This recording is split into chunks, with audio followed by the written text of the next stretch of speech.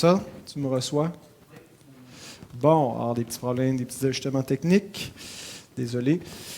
Deux familles de baptistes, donc, on disait, les baptistes généraux qui étaient de théologie arménienne et les baptistes calvinistes auxquels on s'apparente.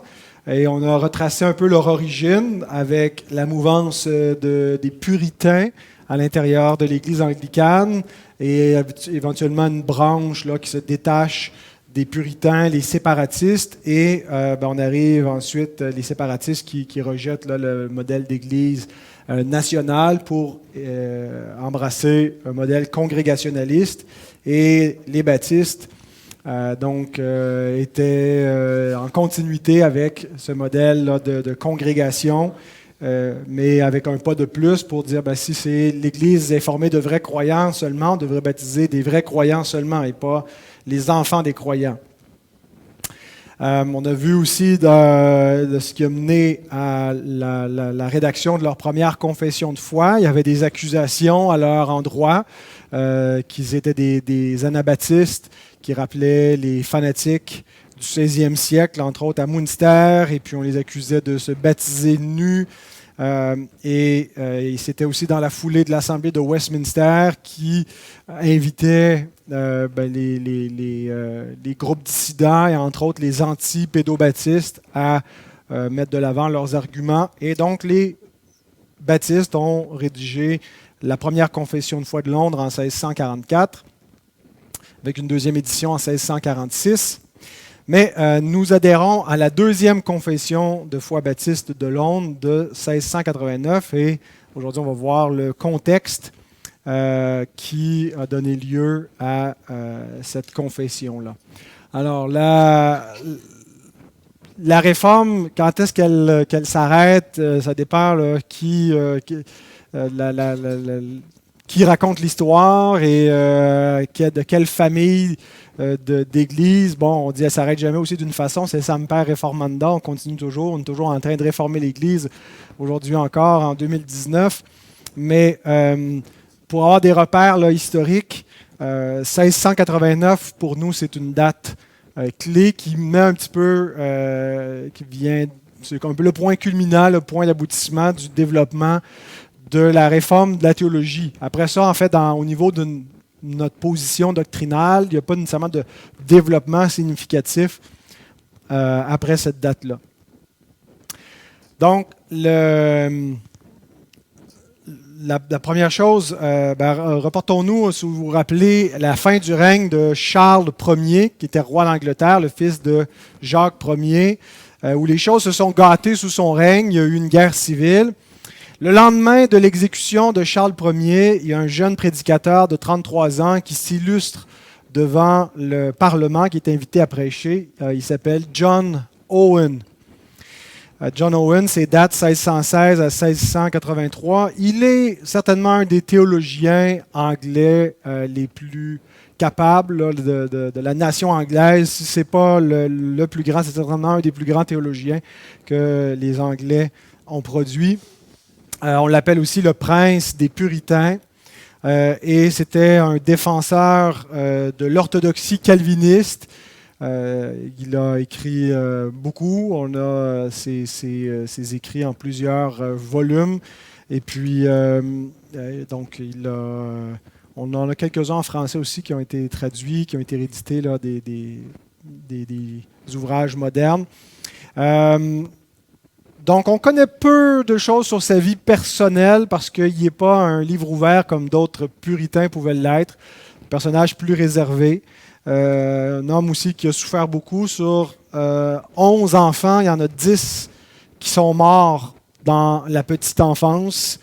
Et la 11e qui a survécu jusqu'à l'âge adulte est quand même morte avant lui de la tuberculose. Donc, c'est quelqu'un qui connaissait aussi la souffrance.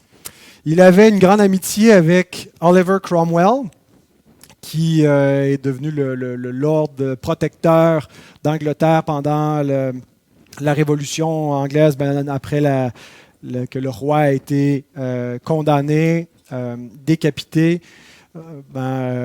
Qui était la figure d'autorité, comme on n'avait pas de roi à ce moment-là?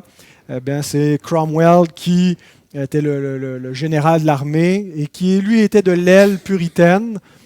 Et donc, Cromwell était un proche, un ami de Owen, et puis il a ouvert des portes pour qu'il occupe des postes prestigieux, entre autres le poste de vice-chancelier de l'université de Oxford.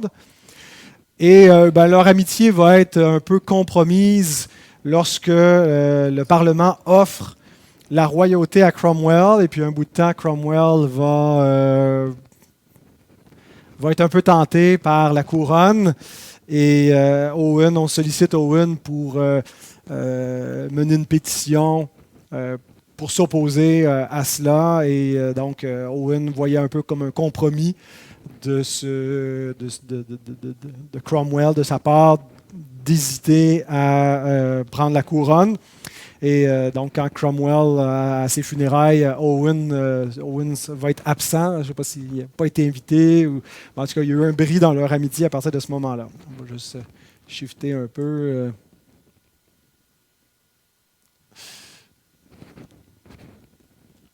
Donc, les baptismes particuliers, Owen et le roi Charles, et puis l'amitié entre Owen et Cromwell. On est rendu là.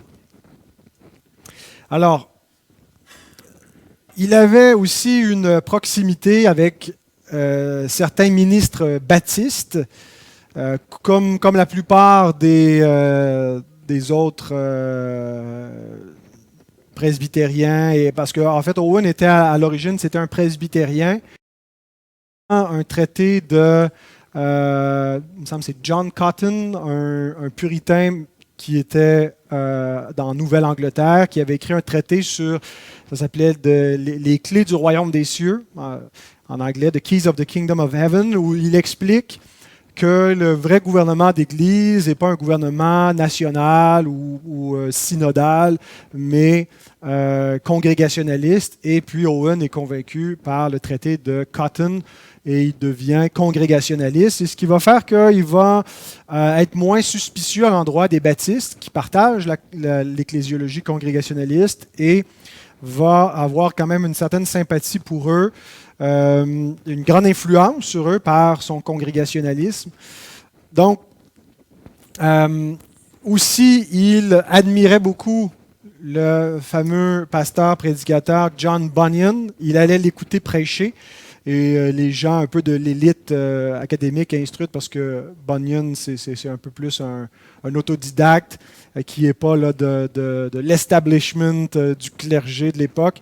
Et donc, les gens s'étonnaient de voir un homme de la trempe et de l'érudition de Owen aller écouter John Bunyan prêcher. Mais Owen répondait qu'il échangerait tout son savoir pour son don de prédicateur.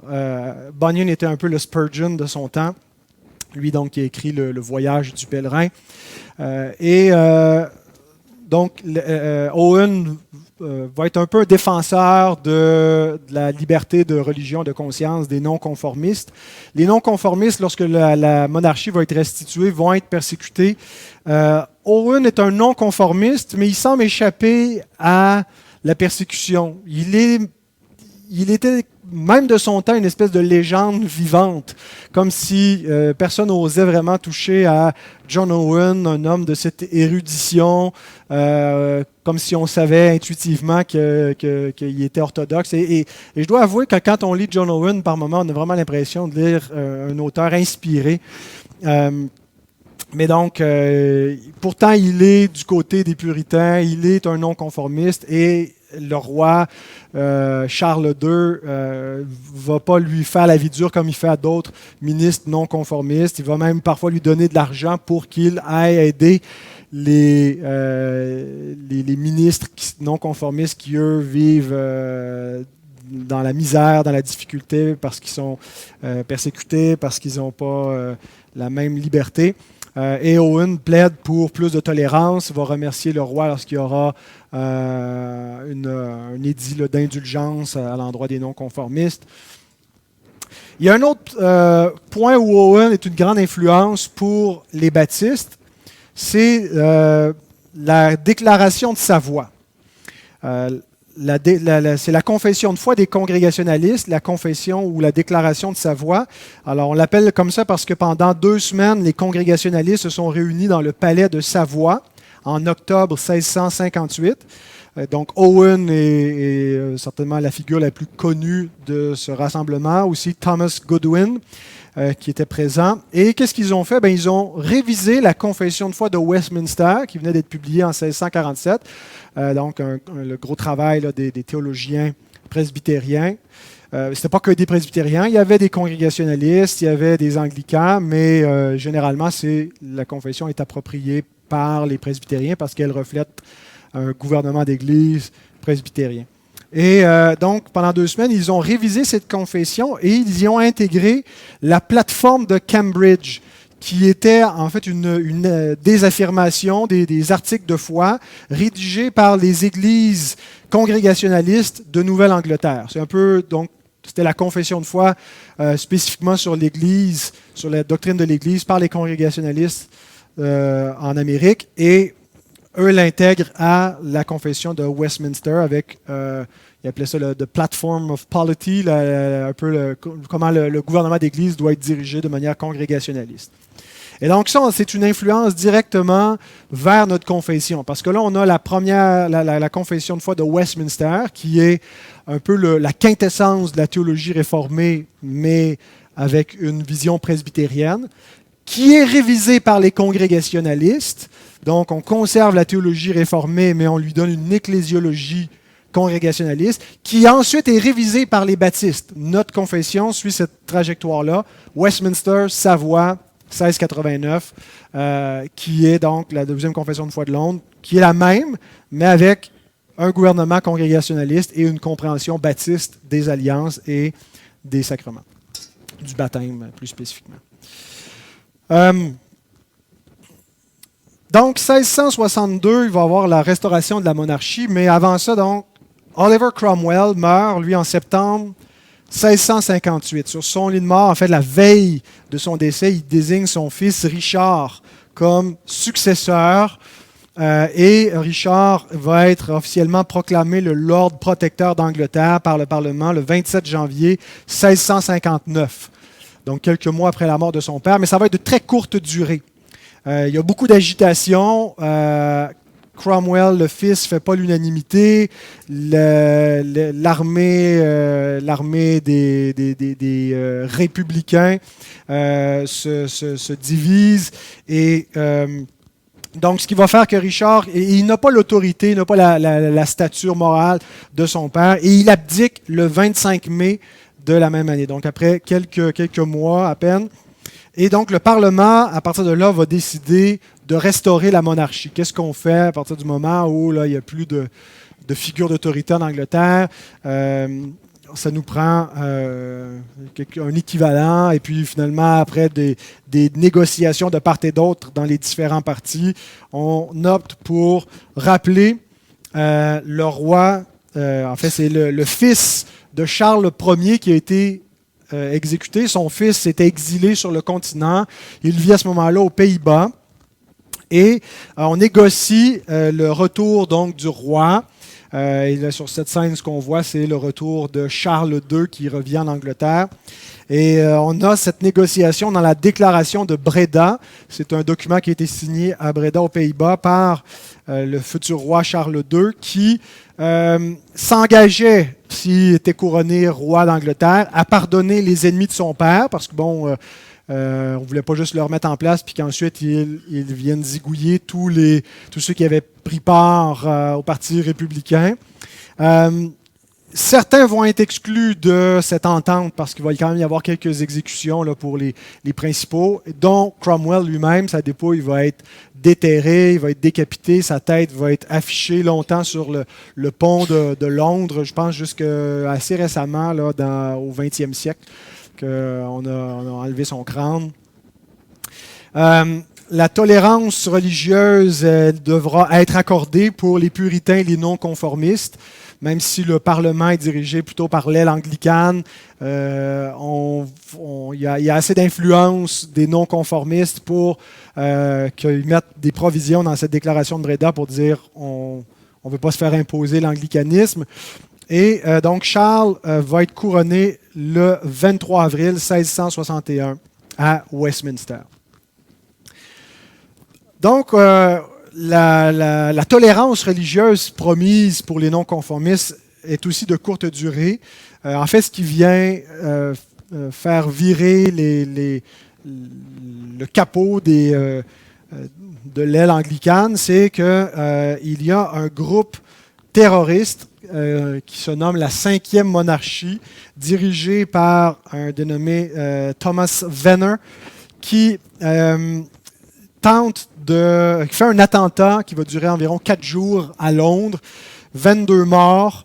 Et en fait, c'était un groupe qui cherchait à établir le règne millénaire de Christ. Ils avaient déjà fait un attentat semblable, ou en tout cas essayé d'en faire un sous Cromwell. Ils avaient été neutralisés. Et puis, donc, c'est un deuxième coup. Et puis, ça ressemble un peu à ce qu'on avait vu là, des anabaptistes là, qui s'étaient emparés de Münster, de vouloir établir un règne millénaire du Christ. Il y a encore certains partisans, là, peut-être chez certains fondamentalistes, un peu adeptes de théories de complot, là, qui se revendiquent d'être une continuité de la 5e monarchie. Là, j'ai vu ça sur Internet. Et puis, donc, ils ont été capturés, cruellement exécutés là, par un des supplices les plus durs là, que les Anglais mettaient à exécution là, pour trahison. Je vous passe les détails, vous irez voir ce que ça pouvait être, et si ça vous intéresse. Et surtout, cet événement, cet attentat de la 5e monarchie est important parce que c'est la fin de la tolérance pour les non-conformistes. À partir de là, c'est évident que le Parlement s'enligne pour adopter des lois qui vont aller vers un acte d'uniformité qui va effectivement être promulgué le 19 mai 1662. Le Parlement adopte un acte d'uniformité qui impose l'anglicanisme. Donc, les prières publiques, les sacrements, les rites doivent être célébrés selon la nouvelle édition du livre de la prière commune. Et puis, là, ça vient avec l'éviction d'environ 2000 ministres, parce que pour que l'ordination au sein des églises anglaises soit valide et reconnue, qu'on puisse avoir le droit de fonctionner comme ministre, il faut être ordonné selon le rite de l'Église anglicane dans une conviction épiscopalienne. Donc, près de 2000 ministres sont plus reconnus, et puis il y en a beaucoup qui vont fuir. C'est le début des persécutions. Ici, on voit un rassemblement de non-conformistes dans lesquels là, les autorités surviennent et les prennent par surprise. On mettait aussi un rideau comme ça pour, d'un côté, il y avait le prédicateur qui prêchait avec les membres qui pouvaient voir le prédicateur. Les gens qui voulaient visiter ou se joindre étaient de l'autre côté du rideau, ne pouvaient pas le voir, parce que si jamais les autorités arrivaient, comme on le voit sur cette scène-là, là, le prédicateur se mélangeait à la foule, puis on ne savait pas qui il était, avec les membres qui savaient. Donc, les baptistes étaient dans la même catégorie de gens, là, faisaient des rassemblements clandestins dans des maisons privées, puis souvent, comme ça, se faisaient dénoncer par, un peu comme on voit en Chine aujourd'hui, là, le gouvernement offre de l'argent pour ceux qui vont dénoncer les chrétiens, les rassemblements de chrétiens. Donc, c'est difficile de faire l'évangélisation parce que tu invites des gens puis tu ne sais pas si finalement ils vont te dénoncer aux autorités. Alors, ce que les chrétiens vivent en Chine en ce moment, c'est ce que les chrétiens vivaient aussi, les non-conformistes vivaient en Angleterre au 17e. Les non-conformistes sont exclus des fonctions publiques. Ils ne peuvent pas avoir de diplôme de Cambridge ou d'Oxford. Et donc, tout ce qui leur reste comme travail, là, parce que comme tu ne peux pas exercer le droit ou le ministère ecclésiastique, des choses comme ça, ils doivent se rabattre sur le commerce. Les Juifs vont être des banquiers, les protestants vont être des commerçants, les non-conformistes, là, j'entends, et ce qui va faire que beaucoup des gens très très riches du 17e, 18e étaient des protestants non-conformistes. des baptistes, des congrégationalistes, des presbytériens.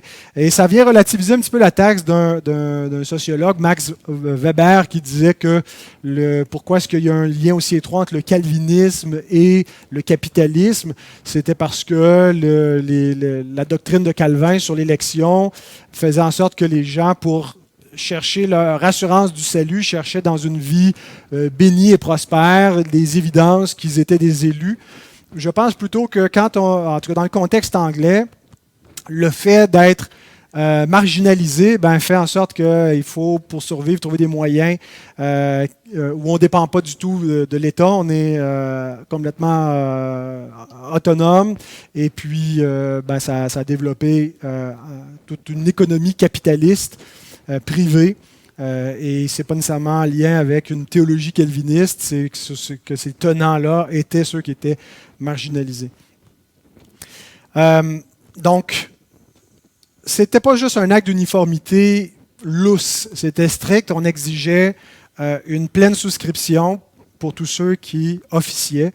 Alors, on ne pouvait pas juste faire semblant en toute bonne conscience de dire, bon, je ne souscris pas vraiment, mais je fais semblant de souscrire parce qu'on exigeait un serment d'allégeance. Alors, ce qui a fait que tous les non-conformistes étaient touchés. Ce n'est pas seulement les baptistes, les congrégationalistes, les presbytériens aussi. Tous ceux qui n'étaient pas anglicans, les catholiques. Et donc, plusieurs se sont réfugiés sur le continent d'Europe, ou d'autres sont venus en Amérique. C'est pour ça qu'il y a toute une vague d'immigration puritaine au début des colonies américaines. C'est entre autres en raison de la politique anglaise vis-à-vis des non-conformistes. Et l'Angleterre s'est beaucoup appauvrie en termes de main-d'œuvre, de ministres, de gens qui se sont exilés et sont allés enrichir d'autres pays. Alors, c'est le début des persécutions pour les baptistes. Leur mouvement qui est né dans les années 1640 dans une paix et une tolérance relative et qui leur a permis d'être très prospères.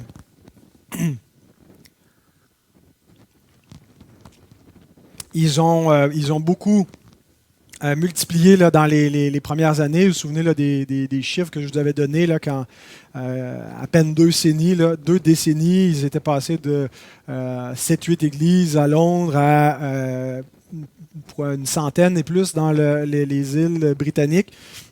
Alors, une grande croissance, mais le contexte de la Révolution anglaise faisait qu'ils avaient plus de liberté, que c'était des non-conformistes, les puritains qui étaient au pouvoir.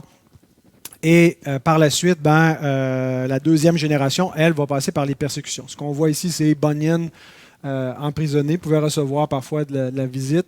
Je pense que c'est sa petite fille. Il avait une certaine tolérance, mais il va passer une douzaine d'années en prison. En fait, assez rapidement, dès 1661, il est emprisonné parce qu'on exige qu'il cesse de prêcher. En fait, tout ce qu'il avait à dire, c'est j'accepte, puis il aurait pu continuer à être un baptiste, prêcher secrètement, mais non, il ne voulait pas, et sa conviction était que Dieu l'appelle à prêcher, il va continuer à prêcher, puis s'il doit aller en prison pour ça, il ira, mais il aura même parfois la sympathie de ses gardiens de prison qui le laissent sortir quelque temps pour aller prêcher, sous promesse qu'il va revenir. Donc, va être emprisonné jusqu'en 1672, où il y a une déclaration royale d'indulgence pour les non-conformistes. Owen a sûrement quelque chose aussi à voir là-dedans. Alors, c'est le temps des réunions clandestines, des cultes où on ne chante pas pour ne pas attirer l'attention, où on a toutes sortes de stratégies pour essayer d'échapper aux autorités. Certains ministres baptistes ont été exécutés. C'est le cas du pasteur Thomas Delone en 1685. Mais ce qui nous mène à la deuxième confession de foi de Londres. C'est un peu le contexte dans lequel elle est née. En 1675, il y avait une lettre circulaire qui était signée par William Kiffin, William Collins, des pasteurs baptistes et d'autres, qui convoquait une assemblée générale des baptistes à Londres. Ceux qui peuvent se rendre l'an prochain à telle date étaient donc invités. Et un des buts, c'était de consolider le mouvement, d'unir leurs efforts. Ils sont marginalisés, ils sont persécutés, comme les autres non-conformistes. Mais aussi, c'est que leur réputation est entachée. Parce que il y a un de leurs pasteurs, Thomas Collier, qui a dévié doctrinalement. Et il est associé aux figures de proue des baptistes. Et donc là, les gens confondent Collier et le reste des baptistes. Et alors, Collier avait publié en 1974 un traité dans lequel il niait le péché originel. Il affirmait l'expiation universelle, mais aussi il y avait une hérésie christologique dans laquelle il affirmait que la nature humaine de Christ était éternelle, qu'il n'est pas devenu un homme, il est éternellement un homme. Ça ressemble un peu à quelque chose que Menno Simon mettait de l'avant. Donc, il a été confronté par écrit par différents baptistes, mais en particulier un qui s'est illustré, un dénommé Naomi Cox, de l'église Petit Friends de Londres, qui était dans le quartier et la rue Petit Friends à Londres, qui est dans l'idée de la petite France. Et donc, Naomi Cox, un jeune pasteur, le fils de Benjamin Cox, qui avait signé la première confession de foi de Londres. Alors, son fils est ministre, il a été un bout de temps dans l'église de John Bunyan. Et là, il est pasteur de cette église-là. Et donc, il est un des principaux détracteurs de Collier. Et lui et d'autres églises font une déclaration publique dans laquelle ils déclarent Collier un hérétique qui ne fait pas partie des autres. Sauf que le mouvement se divise un peu. Les gens de l'église de Collier est divisée. Les gens veulent l'expulser en disant si les autres disent que c'est un hérétique, on ne le veut pas. Et d'autres disent non, au contraire. Lui, il est fidèle et les autres, ils sont influencés par l'Église catholique, par l'Église anglicane. Et bon. Alors, le mouvement se divise un peu. Ce qui fait que il y a un autre problème, c'est que le traité de Collier s'intitule « Une confession de foi ». Et là, il est assez connu, il est connu comme un baptiste. Les gens qui veulent savoir qu'est-ce que les baptistes croient, ils vont vers leur confession de foi, mais ils ne vont pas vers la première confession de foi de Londres. D'abord parce qu'elle était difficile à trouver, elle n'était pas trop en circulation. Et tout le monde qui n'est pas des milieux baptistes tend à croire que finalement, ce que Collier écrit, ça représente la confession de foi des baptistes. Alors, on veut se distancier et on voit le besoin d'écrire une nouvelle confession de foi pour affirmer publiquement notre orthodoxie. Et donc, c'est ce qui est résolu le 27 août 1677 par l'Église de Petit Friends. Dans les minutes, dans les procès-verbaux de l'Église, on peut lire qu'il a été résolu qu'une nouvelle confession serait rédigée et publiée. Et donc, c'est probablement le pasteur Cox et son associé, son co-pasteur William Collins, qui reçoivent cette tâche. On n'a aucune image de ces personnages. Ils étaient peu connus pour l'époque, parce que le mouvement baptiste est quand même marginalisé. Alors, on n'a pas le luxe d'avoir des icônes de nos premiers héros dans la foi. Alors, Cox et l'Assemblée des délégués des pasteurs baptistes à Londres aussi le reconnaît comme un excellent théologien qui est apte à compléter cette tâche de travailler sur cette confession. Alors, c'est dans ce contexte-là que va voir le jour la deuxième confession de foi de Londres de 1677. Ce n'est pas en 1689 qu'elle est apparue. Et ce qu'on voit finalement, c'est que le but de cette confession, ce n'était pas de se séparer des autres groupes non conformistes, des presbytériens, des congrégationnistes, des non-anglicans. C'était plutôt de réaffirmer leur appartenance à l'orthodoxie réformée avec eux, leur unité dans la foi en prenant la même base, la même confession de foi que eux, la Westminster modifiée. Alors, mais le but, on voit, c'était de montrer leur unité de foi avec les autres réformés calvinistes qui étaient persécutés. Avec bien sûr des distinctions propres à eux, mais on voit dans quel contexte ils ont fait cela et dans quel but. Alors, mais pourquoi, si c'est la confession de 1677, on l'appelle la 1689? Et on va terminer avec ça, la dernière page d'histoire. C'est le contexte de la glorieuse révolution qui explique pourquoi 1689. Charles II, donc le fils de Charles Ier, qui est le roi à la restitution de la monarchie, meurt sans héritier. en 1685.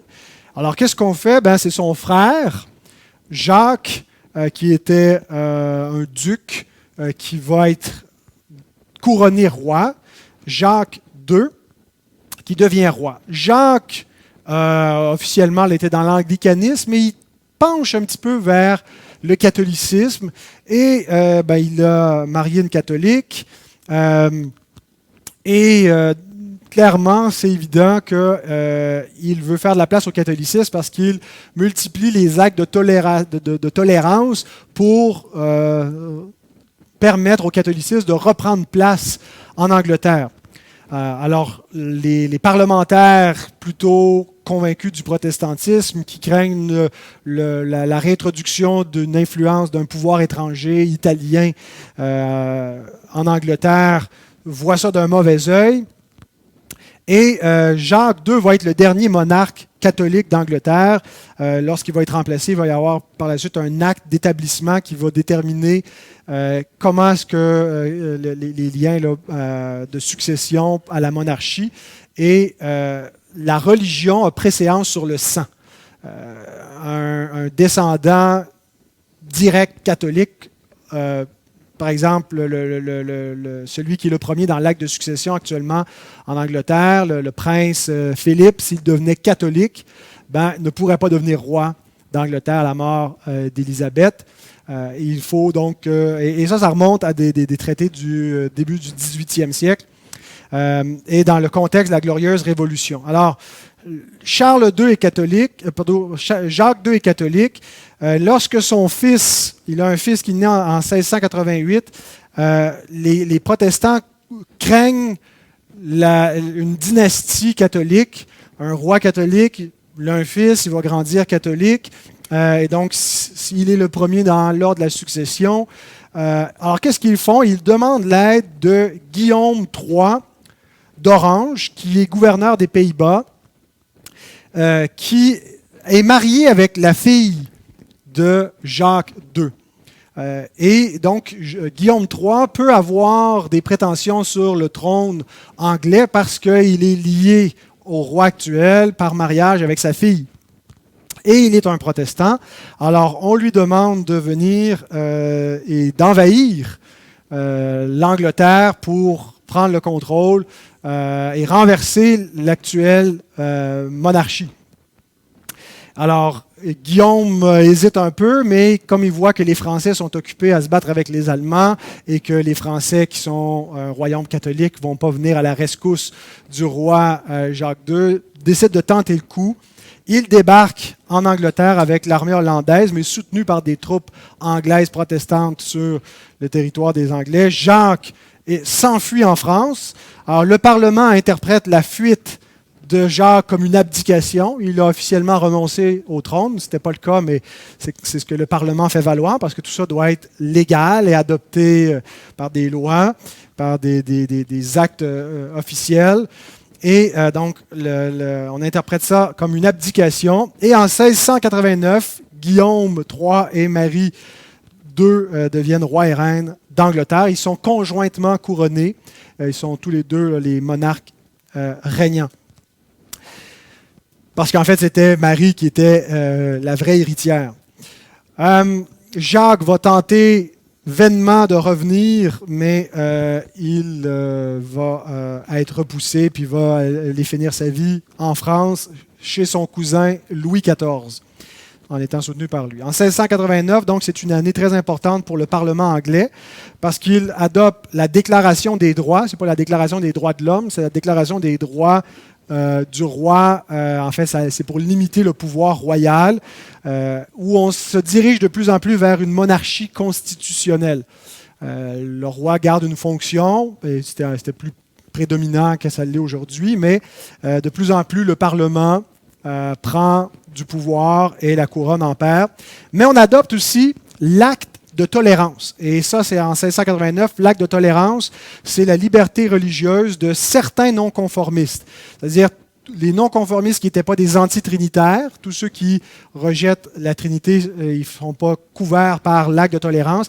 Et ça n'inclut pas non plus les catholiques. Les catholiques étaient encore marginalisés par l'Angleterre, l'acte de tolérance ne les couvrait pas. Et donc, c'est l'acte de tolérance de 1689 qui permet aux baptistes, en juillet de la même année, de convoquer une assemblée générale à Londres qui va durer environ 8 jours. Il va y avoir des centaines de délégués qui vont venir pour délibérer ensemble, décider un peu de l'avenir du mouvement, faire vraiment une vie d'association d'église. Ils croient à l'indépendance d'église locales, mais à une redevabilité, puis une communion, puis ils vont éventuellement relancer des grandes missions. Et c'est là où ils adoptent officiellement la confession de foi qui avait été publiée en 1677. Ils vont la signer en déclarant ceci. Nous, ministres et délégués d'une centaine d'églises baptisées en Angleterre et au Pays de Galles et ayant à cœur l'intérêt des dites églises, rejetant l'arminianisme, nous nous sommes rencontrés à Londres du 3e jour du 7e mois jusqu'au 11e jour du même mois, en 1689, pour considérer certaines choses à la gloire de Dieu et pour le bien de nos congrégations. Il nous a semblé bon, pour satisfaire les églises qui diffèrent de nous sur la question du baptême, de recommander à leur attention cette confession de foi, confession dont nous affirmons qu'elle contient la doctrine de notre foi et de notre pratique. Nous désirons également que les membres de nos églises respectives s'en munissent. Alors, vous voyez que c'est encore là cette intention de s'identifier avec les autres non-conformistes comme étant de la même famille, mais ils ont des divergences sur la question du baptême, mais ils les minimalisent en disant il y a beaucoup plus qui nous unit et c'est ce qu'on met de l'avant et vous pourrez voir ce qu'on croit exactement dans cette confession. Et c'est pourquoi on l'appelle la deuxième confession de foi de 1689, parce que c'est là qu'elle a été adoptée plus formellement, même si elle a été publiée en 1677. Alors on va arrêter ici. Dans 3 semaines, on va voir le dernier chapitre de ce cours d'histoire, qui est la Réforme en français. On va partir des Huguenots et on va s'en venir au Québec jusqu'à nous, si le Seigneur le permet. Et ensuite, ça sera terminé.